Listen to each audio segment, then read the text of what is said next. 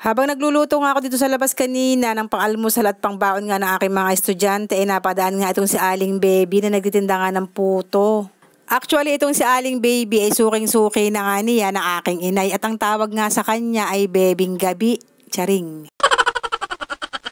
Yun talaga ang tawag sa kanya dito sa may amin at kapag nga meron niyang paninda na kahit ano ay una muna niyang aalukin ng aking inay at kapag ayaw nga na aking inay tsaka nga niya iaalok sa iba. At maganda rin naman talaga magbuena mano ang aking inay kaya nga eto pinakyaw nga niya yung kalahating bilaong puto.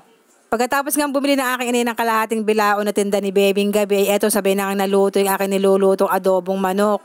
Kalahating kilo nga lang yan dahil si ABM lang naman ang magbabaon dahil si Yums nga at si grade 7 ay intrams lang kaya nga hindi sila magbabaon ng pagkain.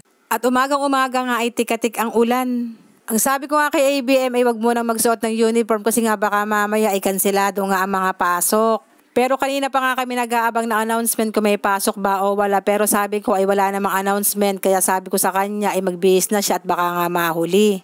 Pinagsuot ko na lamang nga siya ng kapote at pagkatapos ngay pinagtsinelas ko na lamang dahil kapag nga ganitong Lunes ay sinasabay lamang siya ng kuya ko.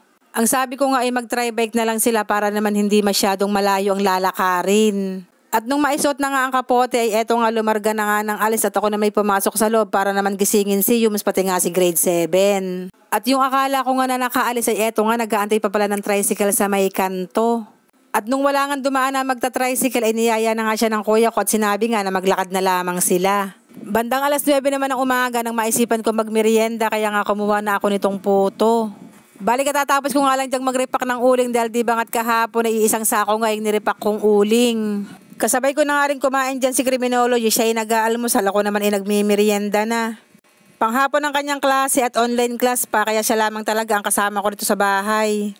Pagkatapos ko namang magmerienda ay umakit naman ako dito sa may taas para naman i-voice over yung video nga na in-upload ko nga kanina. At bago pa lang talaga ako mag-voice over, eto nga pumapatak na naman ang ulan sa bubong ng bahay. Kaya nga patigil-tigil ako pag-voice over, kapag lumalakas ang ulan ay titigil muna ako at kapag humihina naman ay ayun tsaka uli ako mag-voice over. Ito ngang malakas na ulan ang kalaban ng mga content creator kapag nga mag-voice over na sila. At pagkatapos ko namang mag-voice over, tsaka pa lamang ako nakakain ng pananghalian. Ang ulam ko nga pala ay sinigang na ayungin na galing nga sa aming kapitbahay. At napakamahal naman talaga ng kilo ng ayungin. Naalala ko nga nung bago-bago pa lamang yung aming cage at kami naghahango ng isda ay meron nga napapasamang maraming ayungin. Ay mananawa ka talaga dahil sobrang lalaki. Pero ngayon pag naghahango kami ay madalang na ang maligaw yung ganyang isda.